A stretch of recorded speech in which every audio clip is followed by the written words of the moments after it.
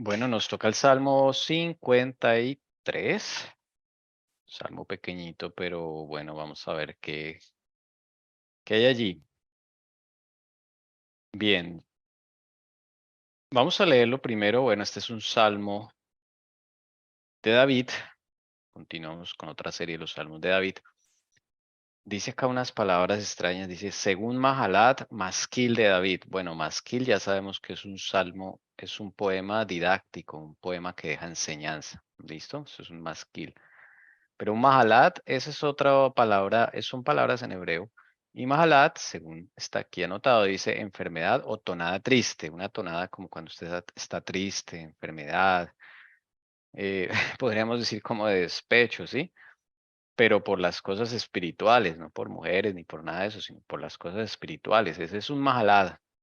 Entonces, eso es un escrito cuando lo haces en una situación difícil, es triste, ¿ok? Entonces es un Mahalat. Esto pues le daba instrucciones a los directores del coro en la forma que se había de cantar, ¿no? Para expresar con música lo que el autor David estaba expresando en este himno. Entonces este himno ya nos da, este salmo, que es un himno, ya nos da como lo que está sintiendo David, el sentimiento de David al escribirlo. ¿Listo?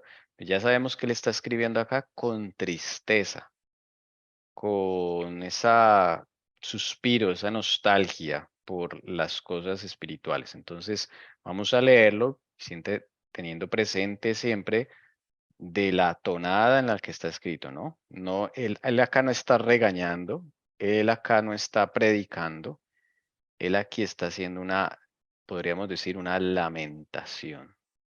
Es una tristeza. Entonces, esto le va a dar un carácter al salmo pues diferente a como lo hemos leído. Mire lo que dicen los primeros 3 versículos. El necio ha dicho en su corazón, no hay Dios. Se han corrompido, han cometido injusticias abominables. No hay quien haga el bien.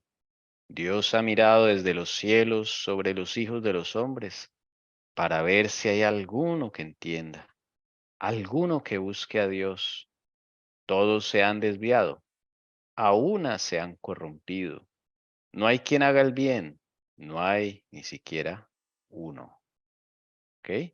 Aquí en esta nota, para ver si hay alguno que entienda, dice, o podría ser traducido como para ver si hay alguno que obre sabiamente, es otra forma de traducirlo. Alguno que entienda o alguno que obre sabiamente. Bien, entonces este es el Salmo. Vamos a meditar sobre él. Si alguien quiere subrayar algo, por favor, participemos.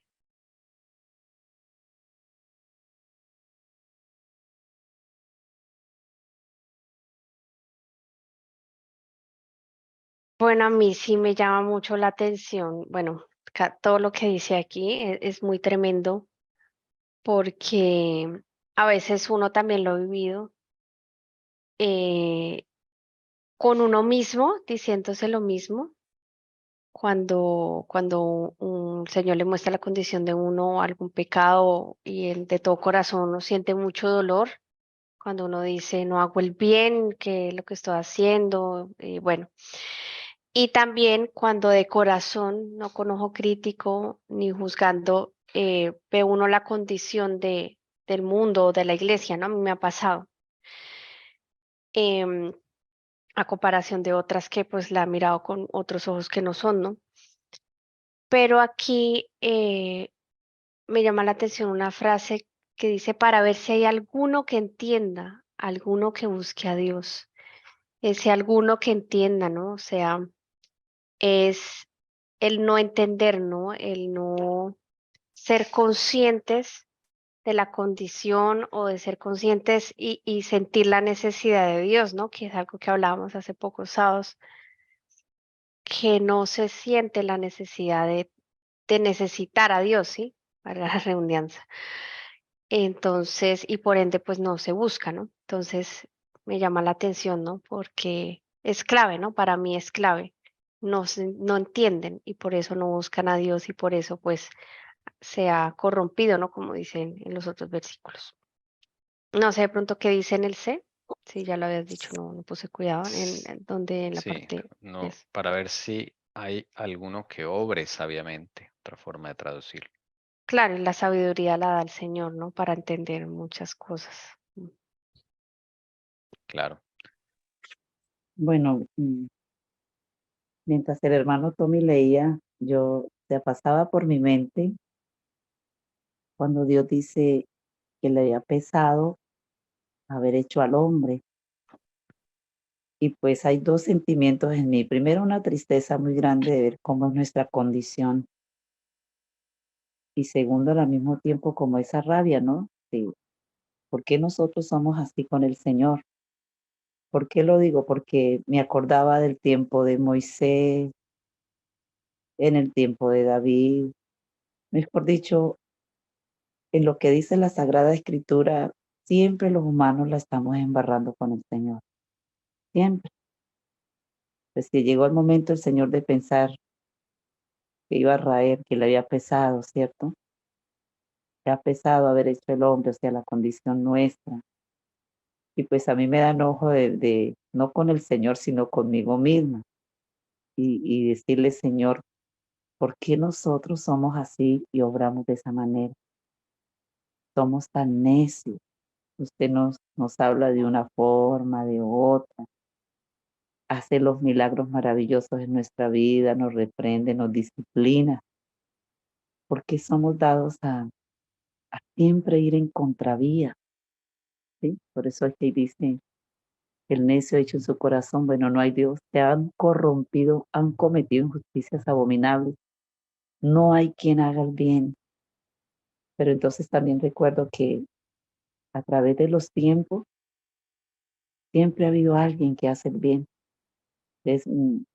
Me acuerdo de Noé, me acuerdo de Job, me acuerdo de Moisés. Entonces es como, veo como tan dura esa condición nuestra, ¿cierto? Ese Padre tan amante, ese Padre tan lleno de piedad, misericordia, también lleno de justicia. Cuánta paciencia no tiene para con cada uno de nosotros. Y esa condición fea de nosotros los humanos, tristemente. Eso quería aportar.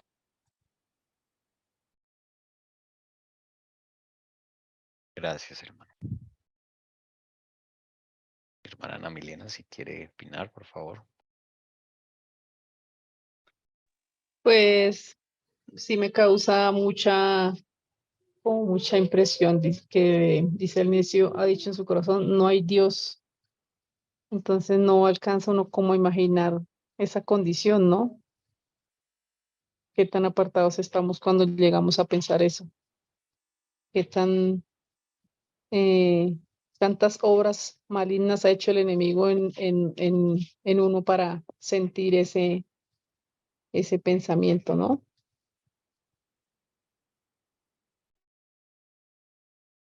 Bien. Bueno, hemos como que todos concluido de que se está hablando de la condición del hombre, ¿no? En general, de nosotros, no de los impíos solamente, ni pues, de todos. Este es uno de los salmos que cita Pablo en Romanos 3. Vamos a leer esa parte donde él lo cita y el contexto donde lo cita para ver qué más enseñanzas podemos sacar.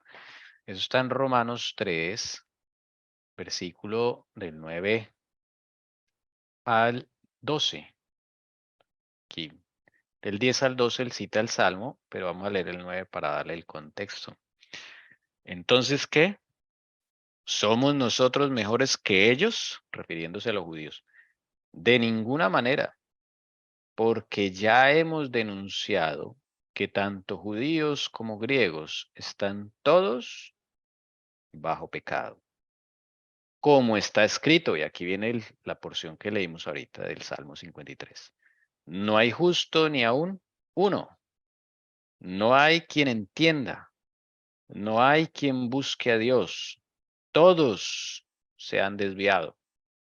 A una se hicieron inútiles. No hay quien haga lo bueno. No hay ni siquiera uno. La palabra de Dios. Entonces, a veces nosotros tendemos a pensarnos superiores a otras denominaciones, a otros hermanos. A veces nosotros tendemos a pensarnos, tal vez no lo digamos abiertamente, tal vez ni siquiera seamos conscientes de que lo pensamos, pero nos sentimos superiores. Y Pablo usa este salmo para callar, digamos, la boca de todos, porque había un sentimiento de superioridad, precisamente, entre los cristianos del primer siglo. Empezó a crecer un sentimiento de superioridad por creer que al hecho de aceptar el Evangelio de Jesucristo, eso nos hacía mejores que los hermanos judíos que no pudieron entenderlo, ¿sí? Entonces Pablo dice, entonces, ¿qué? ¿Somos nosotros cristianos mejores que ellos? Pablo acá lo aclara, no, de ninguna manera, es que esto no se trata de compararnos. Es más, entre más el Señor nos dé luz, más humildes tenemos que ser ante Él. Porque el que más se le da, más se le demandará, dice la palabra, ¿no? Y con la vara que midas, serás medido. Nosotros tenemos una vara propia, la justicia propia, en la cual nosotros tendemos a compararnos con los demás porque ese sentimiento de competencia está intrínseco en la naturaleza humana. Y la competencia nunca fue de Dios, la competencia es de Satanás. Porque tenemos un sentido de querer ser mejor que el otro, mejor que mi hermano, mejor que mi prójimo. Y siempre desde pequeño nos inculcan eso y nosotros con esa mente del yo cultivamos ese pensamiento. Entonces queremos ser los mejores en el trabajo, queremos ser los mejores en nuestra profesión, en el hogar, queremos que todos nos vean que soy la mamá perfecta, el papá perfecto o casi cercano a la perfección. Entonces ese sentimiento siempre está en el ser humano. Y Pablo cita este Salmo 53 para decirnos así no son las cosas. Es que para Dios no hay ningún justo, hablando humanamente, solo Jesucristo es el justo. Y cuando el Señor dice no hay ni siquiera uno, es porque Él ha buscado uno por uno en el planeta Tierra, lo ha escudriñado.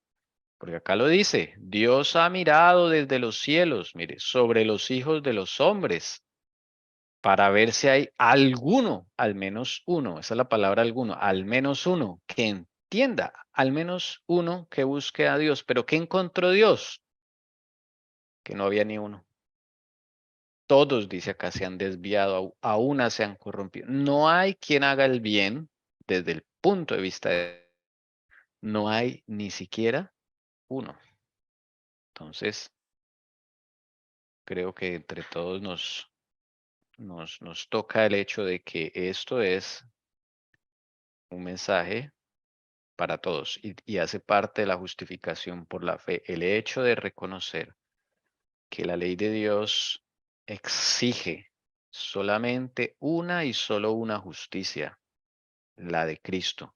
La ley de Dios solo exige y aprueba solo una forma de hacer el bien y es la de Cristo. Por lo tanto, ya sabiendo ese primer paso de la justificación por la fe y que el Señor no lo haga sentir, el Espíritu de Dios nos haga sentir así, que no somos justos, porque eso no está en nosotros el sentirnos así. Cuando el Señor nos hace sentir así, el Espíritu Santo, ahí Él puede trabajar, empezar a hacer algo en nuestra vida. Y tú me hiciste acordar que los discípulos les pasó lo mismo, ¿no? Cuando preguntaban que quién iba a ser el mayor, que quién se iba a sentar a la derecha de Jesús en el cielo. Entonces, eso representa,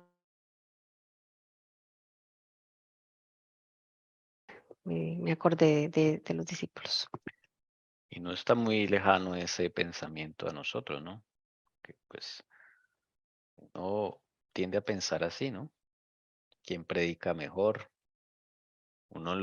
Me acuerdo que uno en la iglesia es, ay, este pastor predica bueno, decían unas expresiones, ¿no? O sea, cuando uno dice esas expresiones porque ya uno está comparando y ya uno está como estableciendo escalafones, siendo que Dios no trabaja así, todos somos injustos, lo dice la palabra, no hay nadie que haga el bien. Entonces, Dios puede usar a cualquier persona que se deje usar.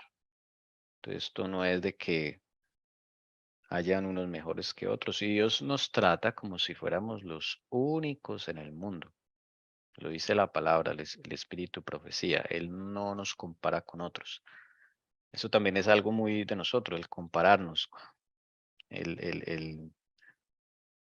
Claro, y con la comparación viene la codicia, porque lo que yo no tengo y lo tiene la otra persona, pues tiendo a codiciarlo, esa es mi naturaleza. Yo quiero eso, yo quiero aquello. Bueno, si hay algún otro comentario, algún otro pensamiento de esta porción. Bien, cantemos, alabemos y sigamos meditando. Amén. Vamos entonces a alabar, porque grande es su misericordia, sea con todos nosotros.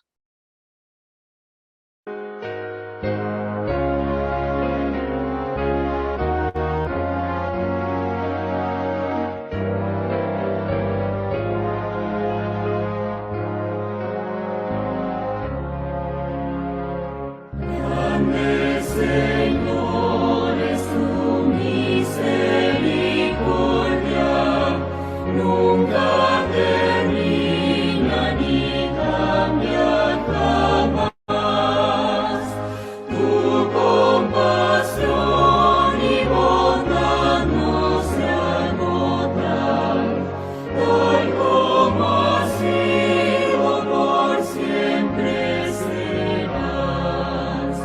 Tú eres el Señor, eternamente fiel. Cada mañana renuevas tu amor. Nada me falta, pues todo provees. Grande, Señor, es tu fidelidad. El firmamento, el sol y la luna, las estaciones con su esplendor, todos demuestran tu misericordia y testifican de tu gran amor. Tú eres fiel, Señor, eternamente fiel. Cada mañana renuevas tu amor. Nada me falta, pues todo provees. Grande, Señor, es tu fidelidad. Tú me perdonas, me das paz y gozo, con tu presencia me guías aquí. Fuerza, esperanza y más bendiciones, siempre derrama, Señor, sobre mí. Tú eres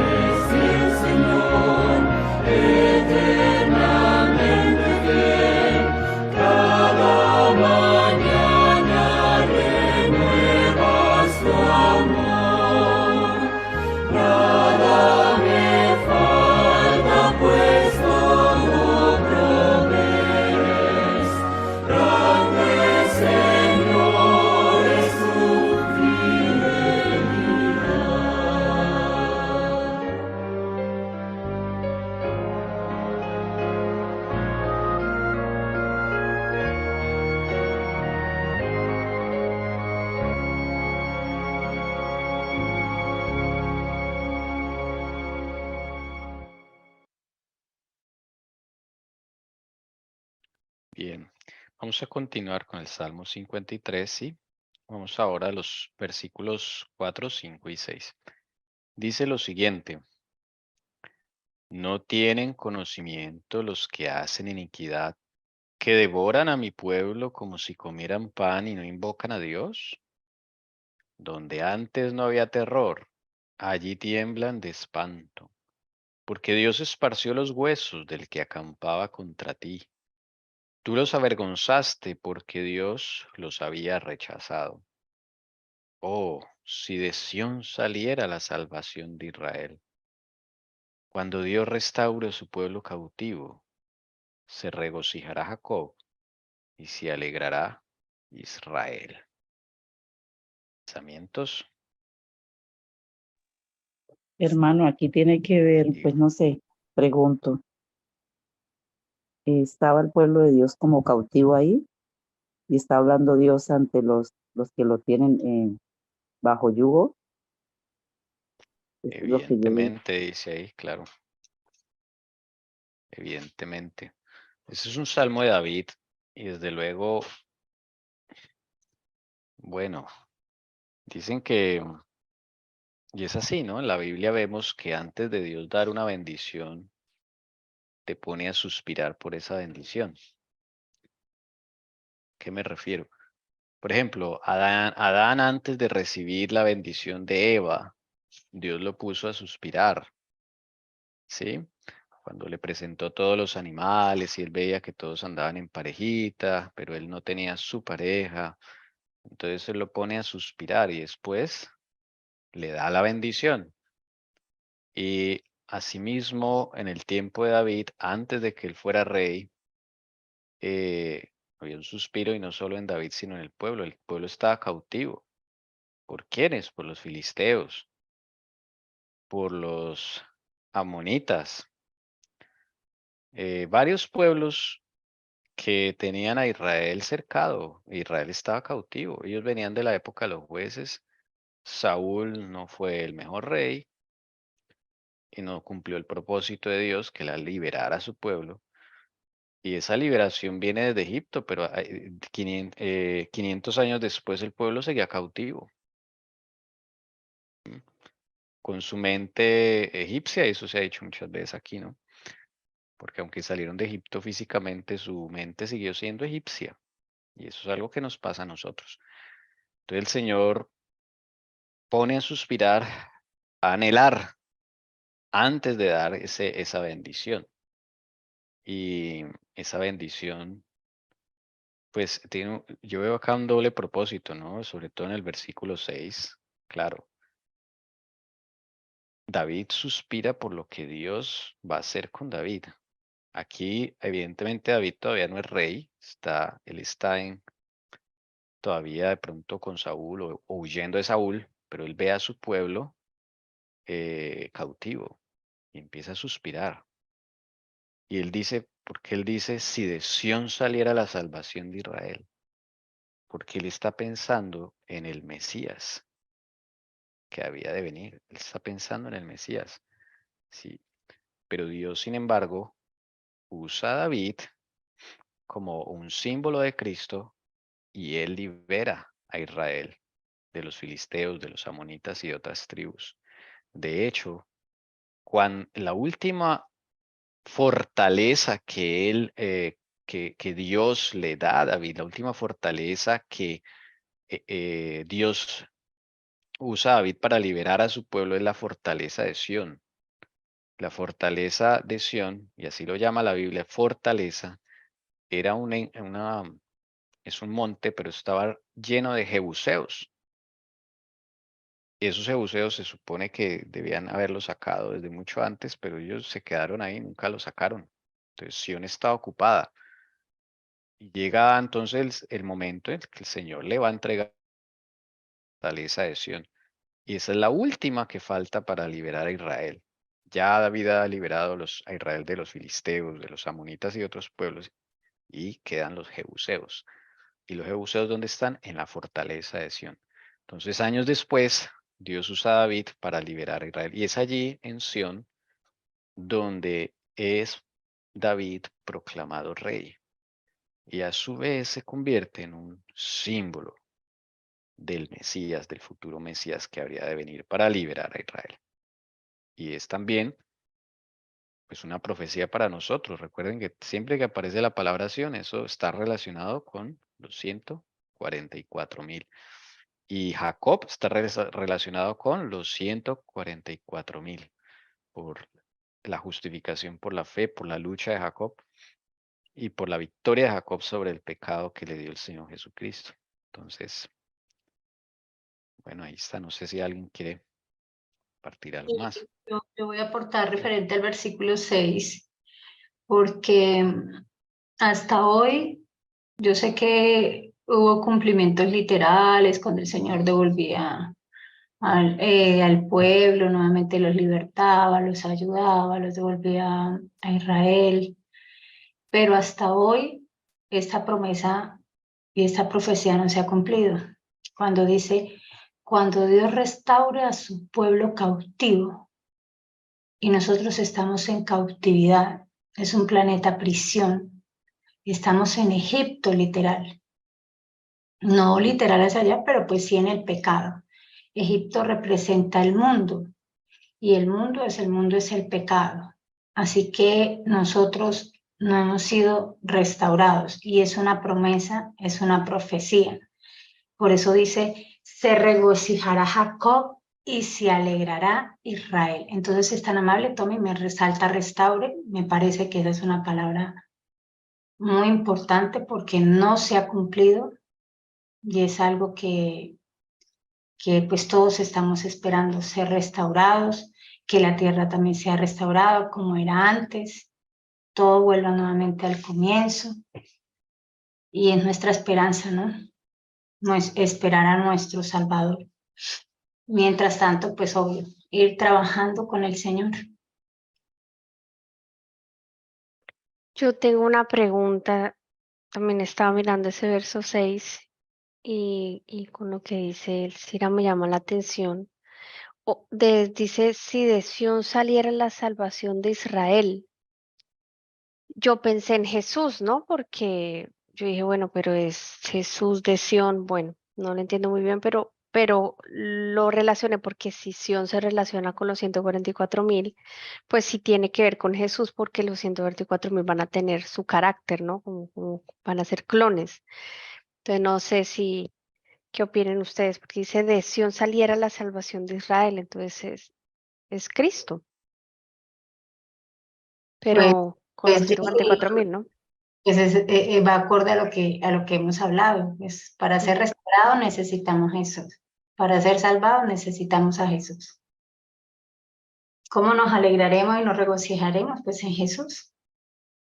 Este último es profético, es lo que va a pasar al final. No ha sucedido en ninguna generación y por eso todavía estamos acá.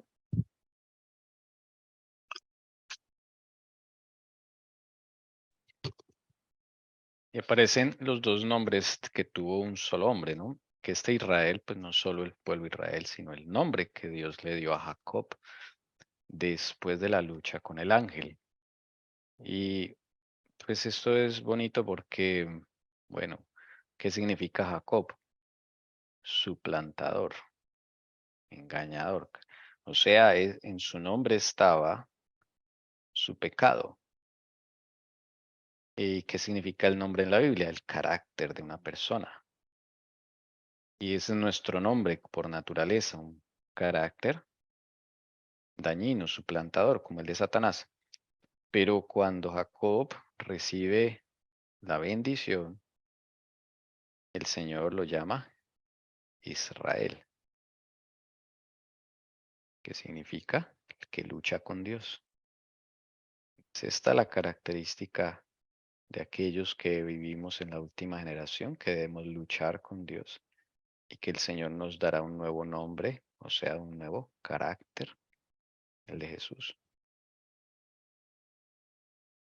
No habrá más, no engañaremos más. Seremos totalmente sinceros,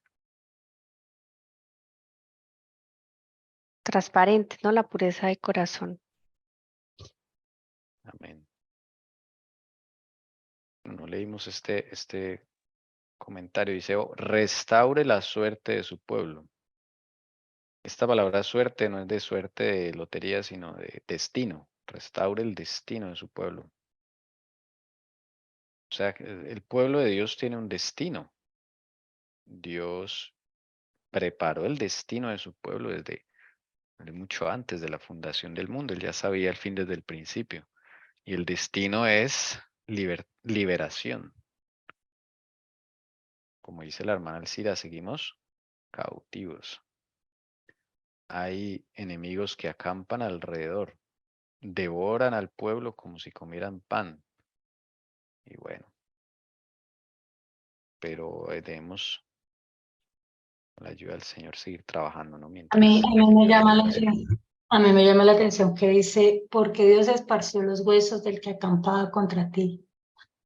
Y esos 1000 años en la cual Satanás se va a quedar acá contemplando el desastre de su obra. Imagínense todos esos huesos esparcidos, todo eso él lo va a tener que vivir. La inmundicia, porque pues todo eso es contaminación, ¿no? Entonces uno se, pues, o sea, lo que yo digo, o sea, sí tuvo el cumplimiento con David, tuvo el cumplimiento después de David, y pues tiene otro cumplimiento, o sea, esto no se ha terminado, por eso todavía estamos acá en este planeta prisión, si no ya nos hubiéramos ido. Entonces también eso es profético, porque ¿quién es el que va a esparcir? El Señor. ¿Quién es el que va a dar las últimas plagas? El Señor. Y vendrá la paga para los que persiguen el pueblo de Dios. Bien. Cantemos. Luego podemos seguir con otro salmo que también es pequeñito. Vamos a cantar entonces este canto, himno, Oí la voz del Salvador.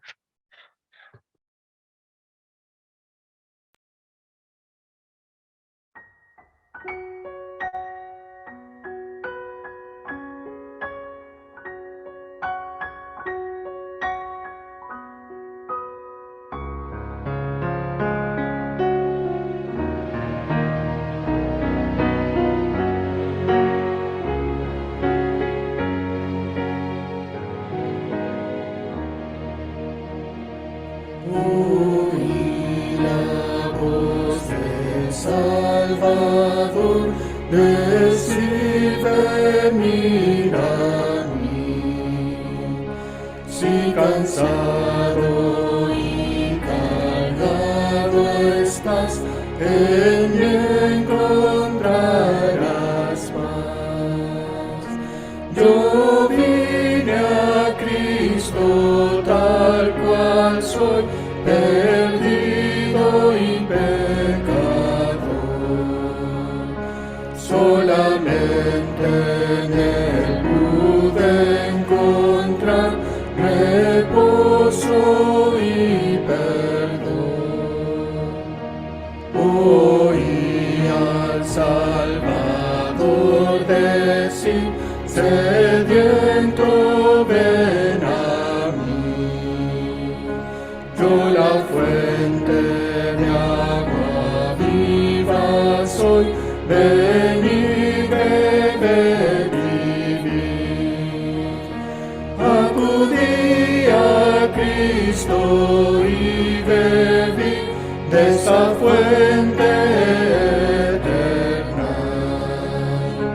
La sed de mi alma Él sació y ahora vivo en Él.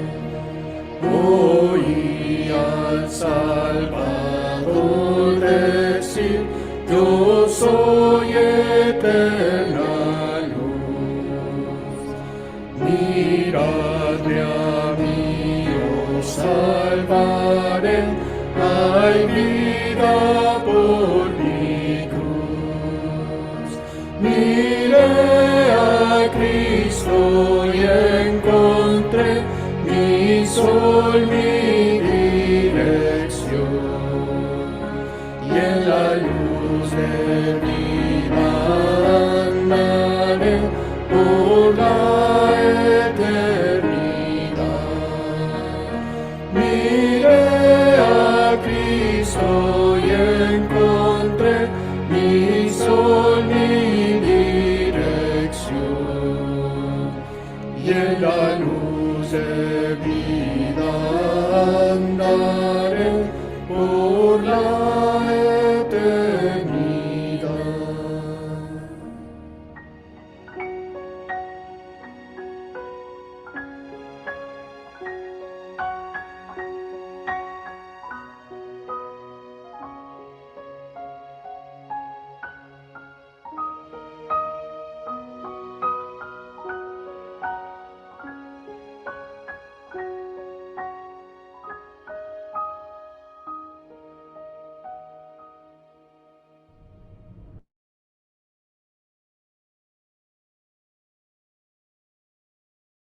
Bien. Salmo 54 es otro salmo pequeñito, es una oración, ¿no? Dice acá para el director del coro con instrumentos de cuerda, másquil de David, cuando los cifeos vinieron y dijeron a Saúl, ¿no está David escondido entre nosotros?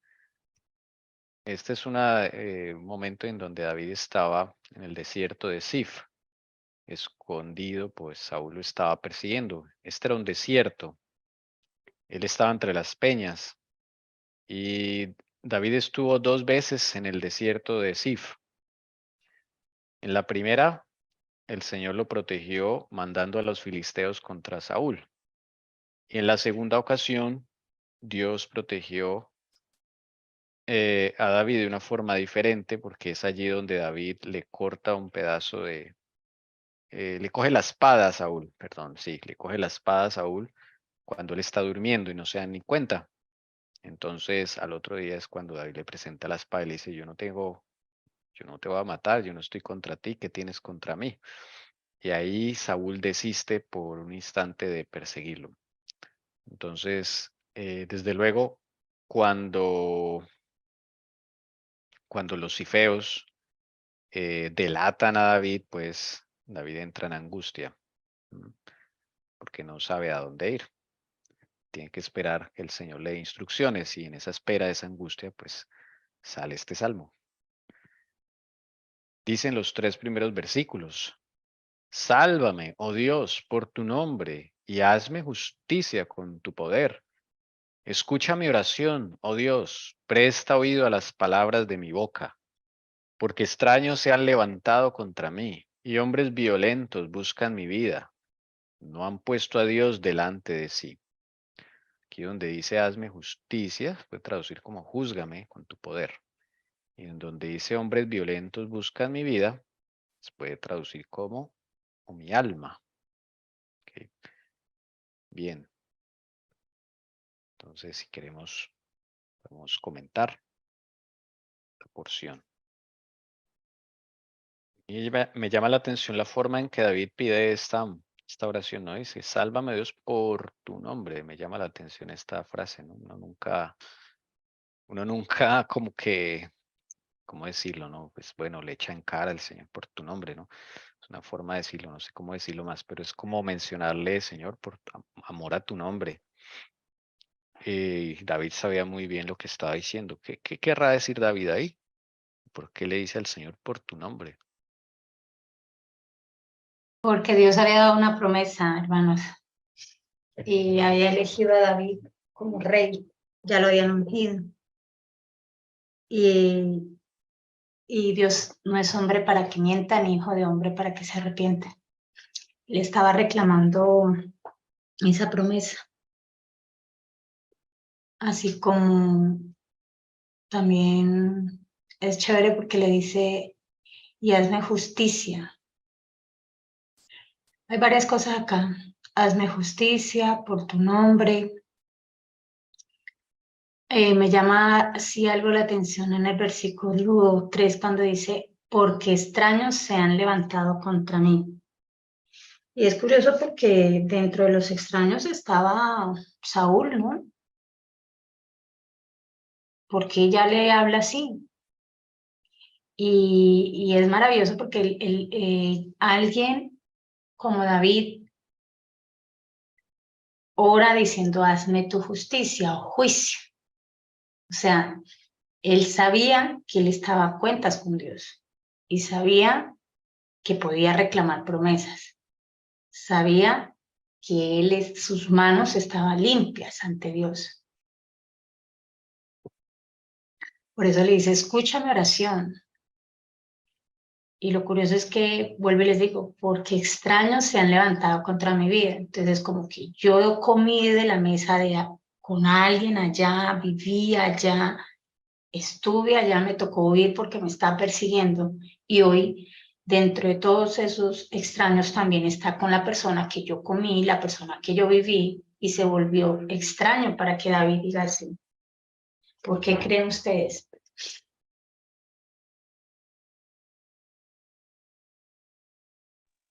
Yo pienso que posiblemente lo que había de Saúl para David, pues era una relación doble de hipocresía. Y creo que al tener esta situación ya no lo vio como ese amigo al comienzo, ¿no? Que supuestamente era, sino que ya lo desconocía. O sea, él nunca se dio a conocer, por decirlo así, desde el comienzo, lo que realmente sentía hacia David. David pensando que si era su amigo, resulta que no. Ahí podemos darnos cuenta que nosotros también como que traemos esa misma situación muchas veces, ¿no? Hablamos con alguien, como que le hacemos sentir que sí es nuestro amigo, nuestro hermano, y resulta que no. Somos dobles. Yo tomo eso así. Sí, y ya llega David a decir, y eso lo dice uno, ya, o sea, yo lo veo que también uno llega, si yo como en la mesa de alguien, vivo con esa persona, yo termino agarrándole afecto, ¿verdad? Pero cuando uno ya ve ese tipo de cosas que lo persiguen a uno, fíjese que en David ya no estaba el mismo cariño, no había odio, no había rencor, ya para David, en ese momento, Saúl era extraño, como el resto.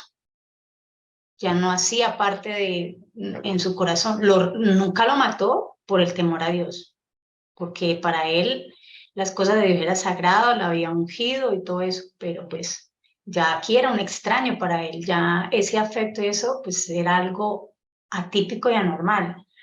Pues obvio, él tomado por demonios, Saúl pues es lo que pasó y hace parte de los extraños, ya no de su íntimo. Y lo que dice Ori es muy cierto. Eso se aplica hoy para nosotros también. A veces podemos llegar a ser dobles o son dobles con nosotros, ¿no?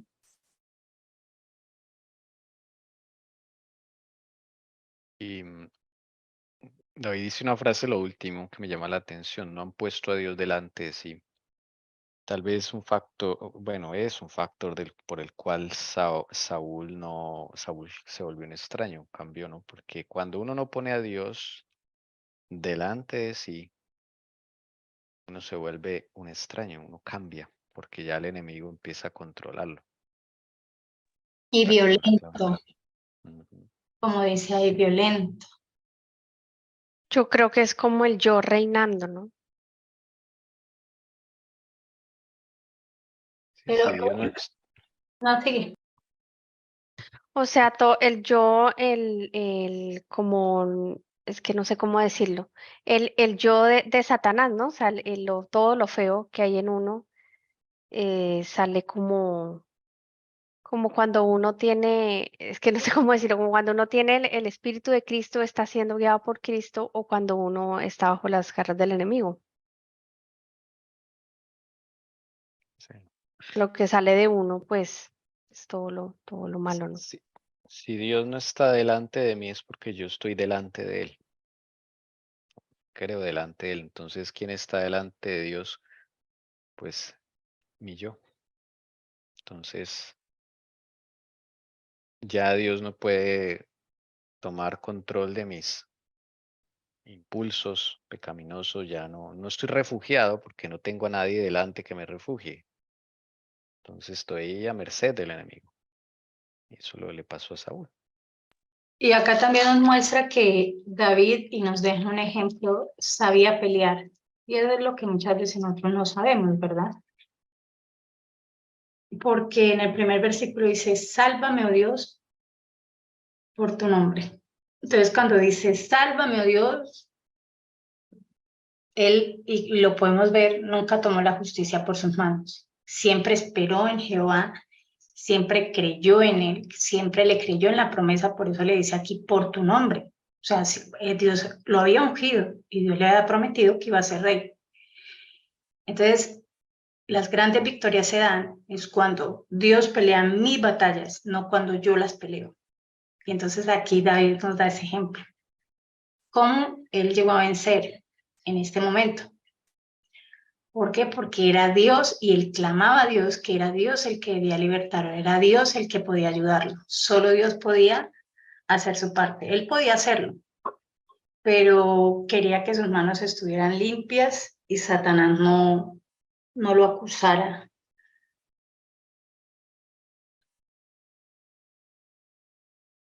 Sí, y la segunda parte, la segunda huida al desierto de Sif, él dice, bueno, ¿quién me va a acompañar? Y fueron de noche al campamento a tomar allí la espada de Saúl. Pero el que lo acompañaba, que no me acuerdo quién era, creo que era Abimelech, él va a matar a Saúl. Y David lo detiene, no lo mates, él es ungido del Señor. O sea, David muchas veces pudo haber resuelto la situación por su cuenta, pero esa no era la lucha que él debía hacer. Mira que la lucha fue espiritual y pedía la salvación de Dios, como bien decía la hermana Elcira. A mí siempre, no sé, he aprendido, creo que todavía me falta, pero como aprender en las dificultades, aprender a pelear. Y siempre es reclamando promesas. Si el Señor lo dijo, hagámoslo de nosotros propio. Reclamémoslo porque Él lo dijo y porque Él es fiel. Que no haya duda en nuestra vida. Y esa es la manera en la que, llamémoslo entre comillas, movemos el brazo poderoso de Dios y ocurren grandes milagros en nuestra vida. Vamos a cantar este canto de No estamos solos.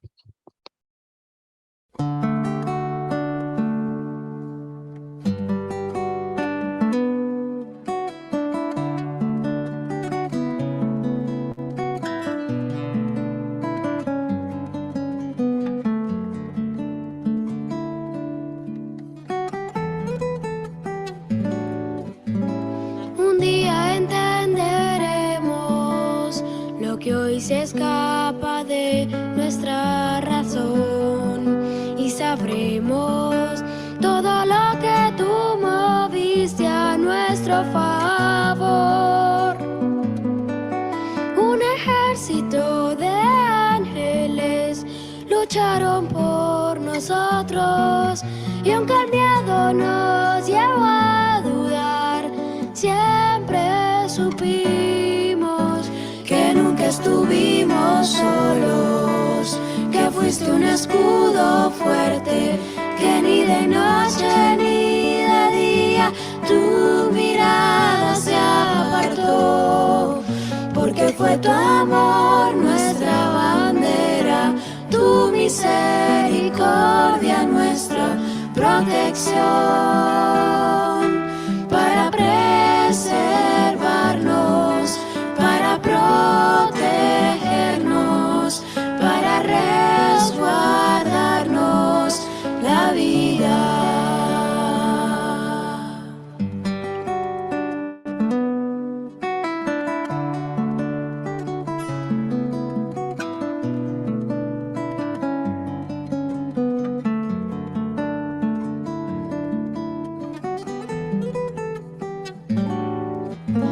Y ya nunca olvidaremos lo que la noche ayer nos enseñó.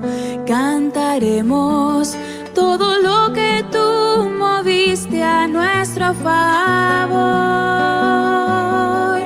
Un ejército de ángeles lucharon por nosotros y aunque el miedo nos llevó a dudar, siempre supimos que nunca estuvimos solos, que fuiste un escudo fuerte, que ni de noche ni de día tu mirada se apartó, porque fue tu amor nuestra bandera, tu misericordia nuestra protección, para preservarnos, para protegernos, para resguardarnos la vida.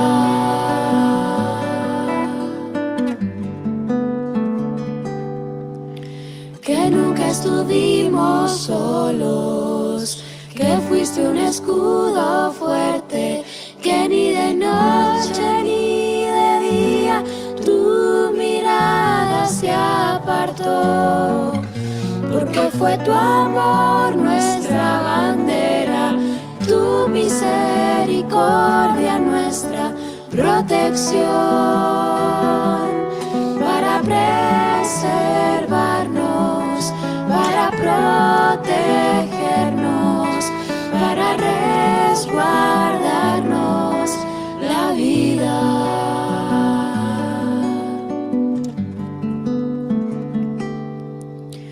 Un día entenderemos.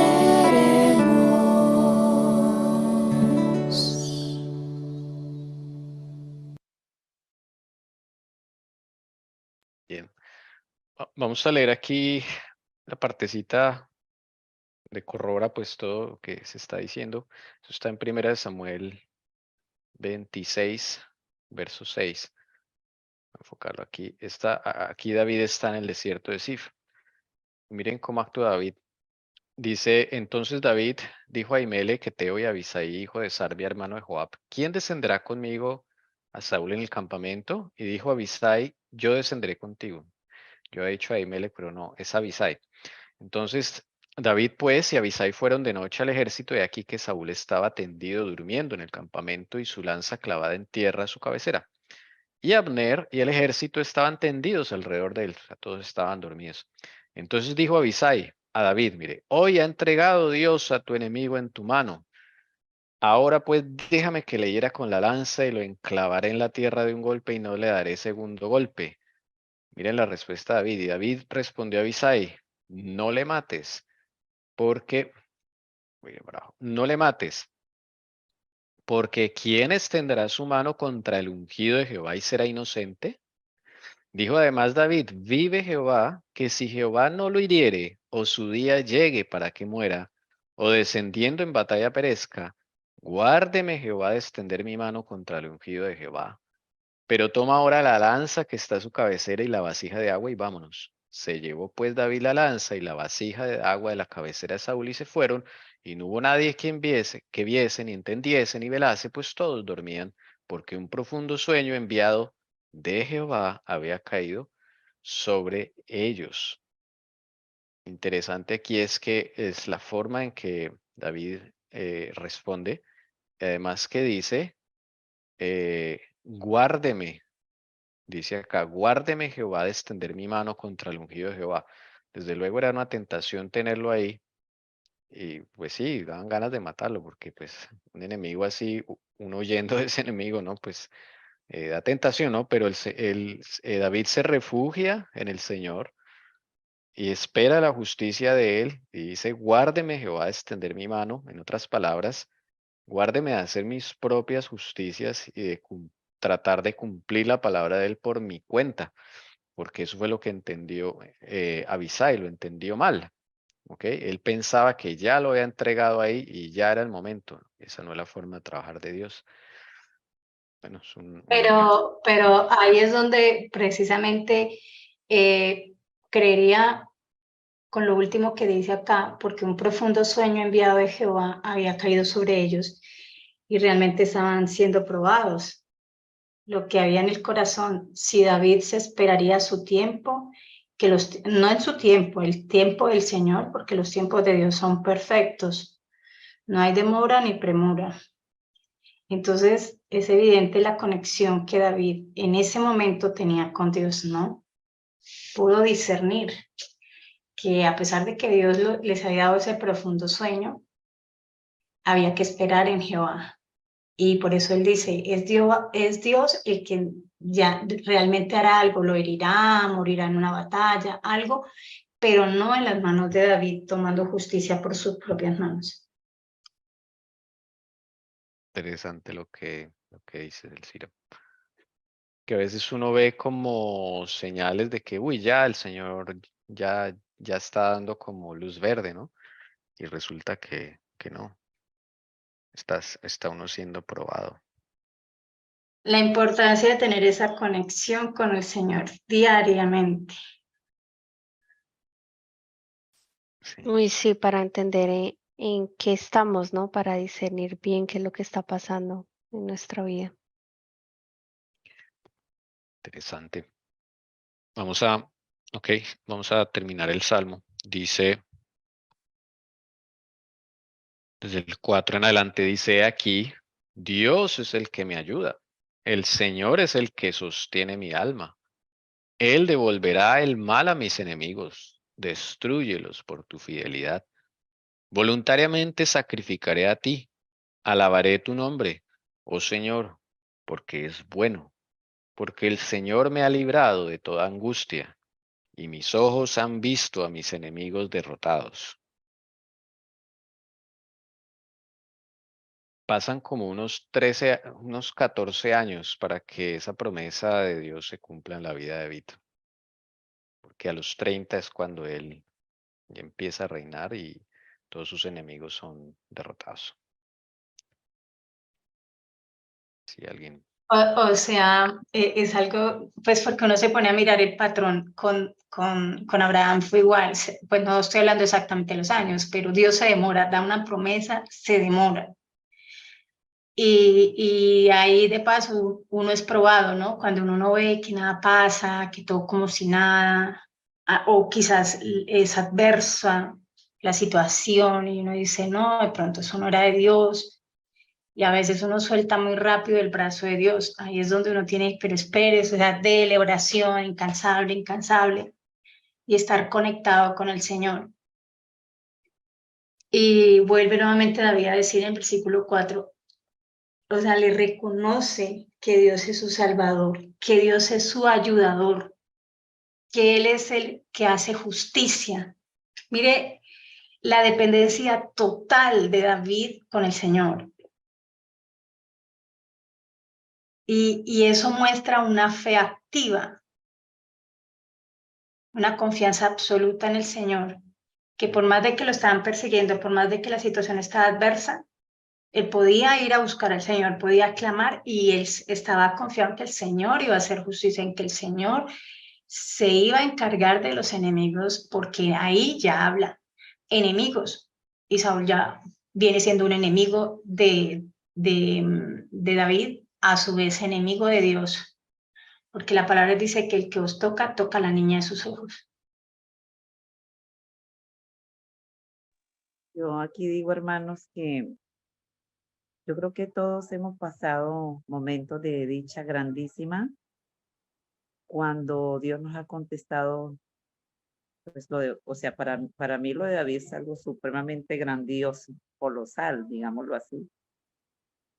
Pero cuando uno le ha pedido cosas al Señor, así sean pequeñitas, y Él le contesta, esa dicha que en uno hay es tan grande que uno hasta llora de la felicidad.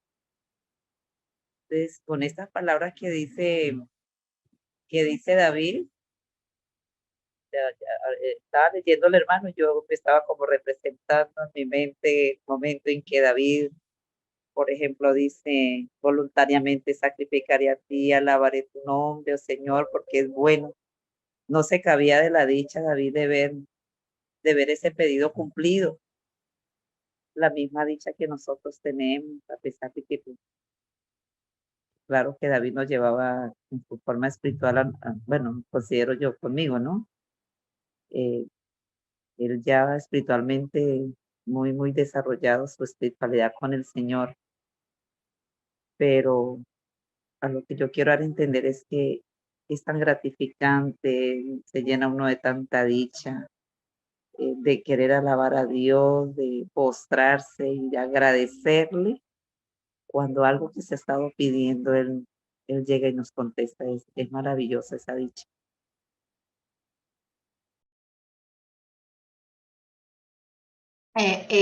Yo comprendo también, ya que Doris habla de la experiencia personal, en mi experiencia personal el último versículo es maravilloso porque el Señor cuando ha decidido hacer algo, y más en este momento cuando dice, y mis ojos han visto a mis enemigos derrotados, me ha librado de toda angustia y ha visto, o sea, mis ojos, es el Señor quien también le muestra a uno la justicia y los juicios que Él está haciendo con los que se han levantado contra nosotros.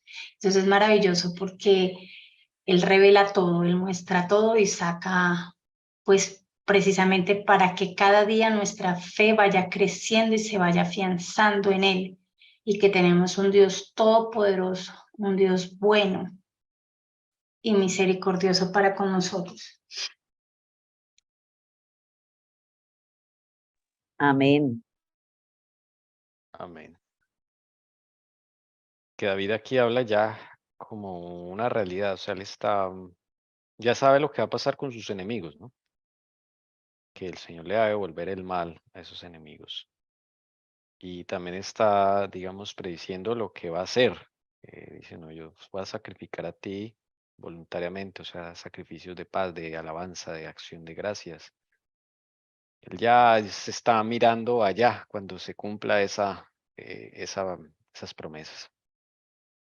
A mí me sorprende que dice David, destrúyelos. Me gustaría saber qué otra palabra dice ahí, por tu fidelidad. Cállalos en tu verdad. Otra forma de traducir. Chévere. Sí, sí, sí, sí. Interesante. El Señor es el que sostiene mi alma, dice, o está con los que sostienen mi alma. Él devolverá el mal, o el mal volverá a mis enemigos, o a los que me acechan. Destruirlos por tu fidelidad, que ya lo leímos, o cállalos en tu verdad.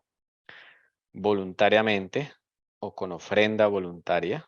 Era un tipo de ofrenda, que es cuando quieres agradecer a Dios por algo. Sacrificaré a ti, alabaré tu nombre, dice, daré gracias a tu nombre, oh Señor, porque es bueno, porque Él me ha librado de toda angustia, y dice la nota, o el nombre de Dios, dice, el nombre de Dios me ha librado de toda angustia. Interesante. Bien, esas son las notas al margen. Si hay algo que añadir. Yo solo sigo insistiendo bajo esta versión, cuando dice, destrúyalos por tu fidelidad. Tremendo, ¿no? O sea, la fidelidad de Dios es grande. La palabra también dice que aunque vosotros me sean infieles, yo siempre te seré fiel. Él es fiel. Y por eso las promesas están ahí consignadas para nosotros, para nuestra vida, para hacerlas propias, por cuanto Él las dijo y Él es fiel.